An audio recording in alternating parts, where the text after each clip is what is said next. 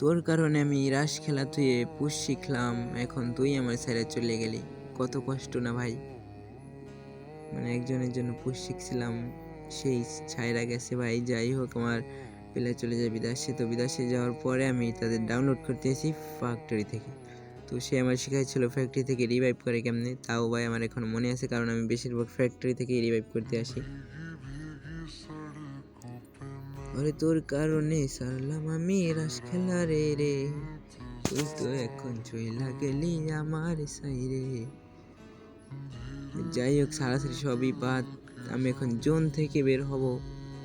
তো জোন থেকে বের হওয়ার পরে মানে আগেই দেখি একটা প্লেয়ারের জায়গা মেডিকেট করতেছিল। তো মেডিকেট করার পরে আমি তাকে ছক্কা মেরে দিলাম।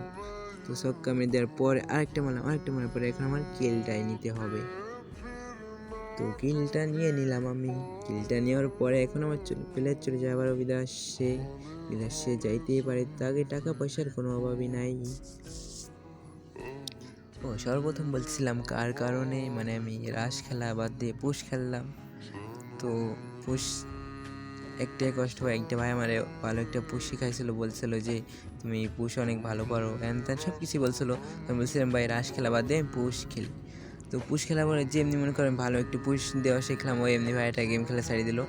তো তোমরা ভাবছিলাম মানে একটা মেয়ের জন্য তোমরা খালি ইমোশনাল হয়ে যাও ভাই, বুঝি না। তো যাই হোক, কথার ভিতরে কথা হচ্ছে তা না, আমি চলে আসলাম ফ্যাক্টরিতে রিভাইভ করতে। তো রিভাইভ করার পরে আমি চলে যাবো এখন জোনে।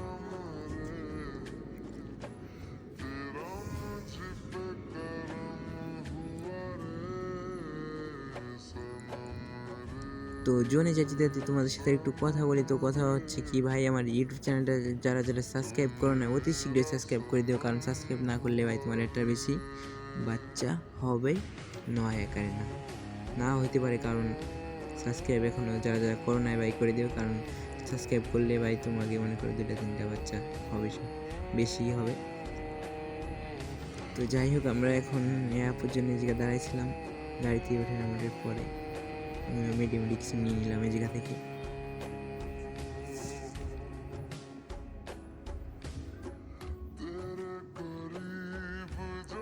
পড়ালেখার মায়ের বাপ, ফ্রি ফায়ার জিন্দাবাদ। পড়ালেখার মায়ের বাপ, পুশ জিন্দাবাদ।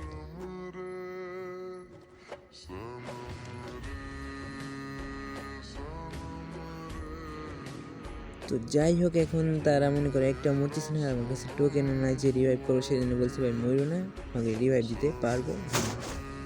তো আমি এর কাছে আসলাম একটু কভার দিতে। তো যেহেতু আমাদের কাছে টোকেন নাই, আমি রিভাইভ দিতে পারবো না, সেই জন্য আমি একটা গাড়ি ফেলালাম।